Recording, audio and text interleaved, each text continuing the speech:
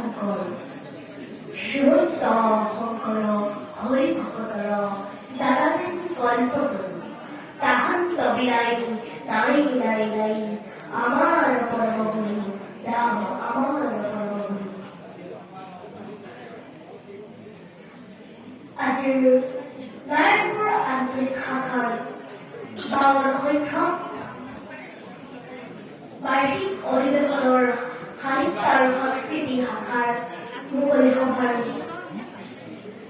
ভক্তিভজন সভাপতি বাপজনা মঞ্চত উপভোগ বিশিষ্ট সমস্ত আৰু সন্মানিত পৰিসভা সভাৰ শ্ৰীচৰণত মই মোৰ ভক্তি ভৰা সেৱা নিবেদন কৰিছো। মই আজি এই মঞ্চত দুআষাৰ ক'বলৈ ওলাইছো। বৈষ্ণৱ ধৰ্ম তথা অসমীয়া জাতিৰ শিৰৰ বুকুত নামঘৰ বা গুৰুগৃহ। এই গুৰুগৃহক বাদ দি এখন সুস্থ অসমীয়া সমাজ আশা কৰিব নোৱাৰি।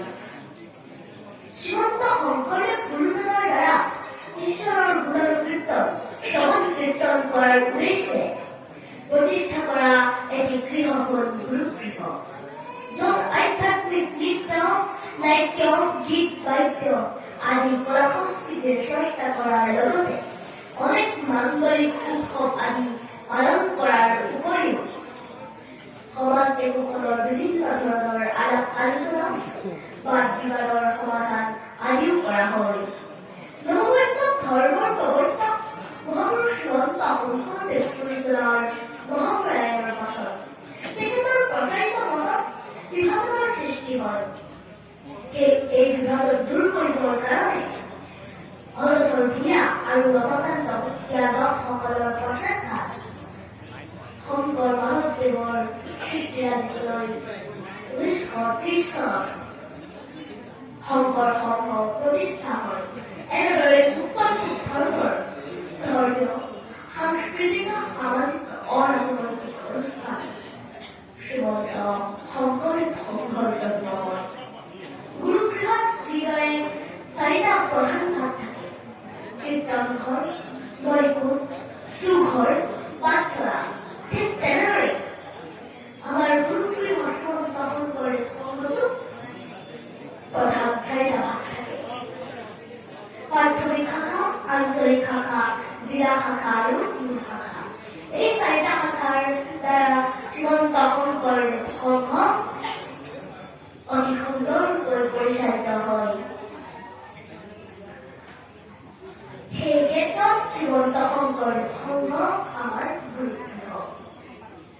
আমাৰ গুৰুগৃহই হৈছে শ্ৰীমন্ত শংকৰদেৱ সংঘ, য'ত আমি গুৰুজনাৰ অলপ সৃষ্টি সাহিত্য সংস্কৃতিৰ জ্ঞান লাভ কৰোঁ, যাৰ জৰিয়তে আমাৰ দৰে শিশুসকলৰ বৌদ্ধিক মানসিক আৰু আধ্যাত্মিক দিশত বিকাশ সাধন হয়। শ্ৰীমন্ত শংকৰদেৱ সংঘই আমাৰ দৰে শিশুসকলৰ বাবে শিশু আলোচনী, শিশু মঞ্জুৰি আৰু কলা সংস্কৃতিৰ চৰ্চাৰ বাবে শংকৰী সংগীত বিদ্যালয় প্ৰতিষ্ঠা কৰি আমাক উপকৃত কৰিছে। শ্ৰীমন্ত শংকৰদেৱ সংঘই আমাক গুৰু পৰিচয় দিয়াই গুৰু শিষ্যৰ পবিত্ৰ সম্পৰ্কৰ গুৰুত্ব উপলব্ধি কৰাইছে।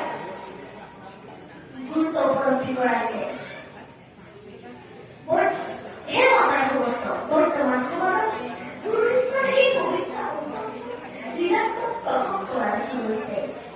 এই ঋণাত্মক প্ৰভাৱ দূৰ কৰাৰ অন্যতম উপায় হৈছে শ্ৰীমন্ত শংকৰদেৱ সংঘ। শ্ৰীমন্ত শংকৰদেৱ গুৰুজনাই যিদৰে বিভিন্ন জাতি উপজাতি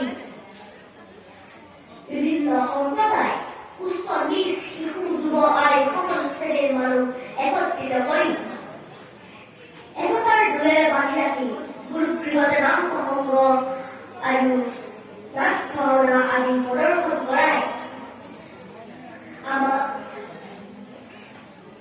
কৃষ্ণ প্ৰেম আৰু ভক্তিৰ কথা সিঁচি কৰিছে।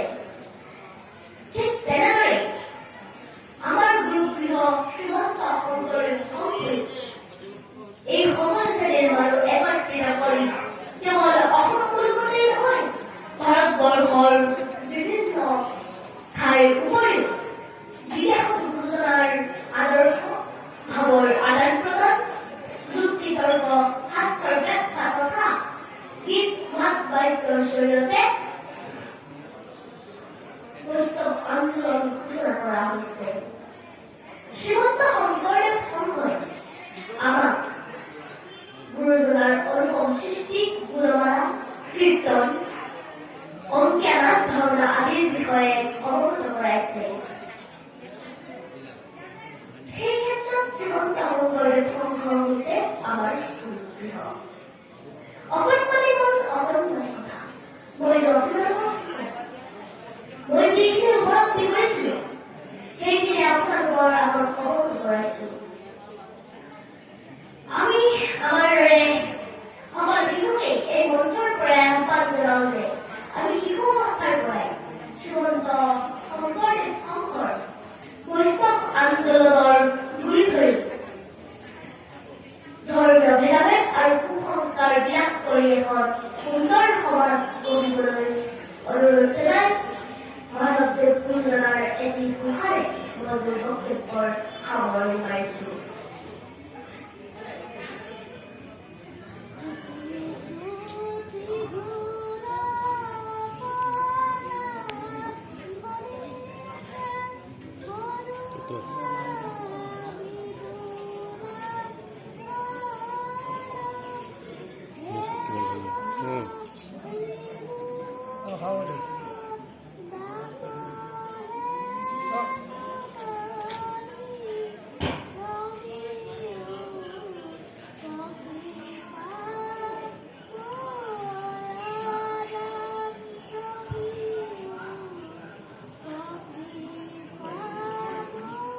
কৃষ্ণ কৃষ্ণ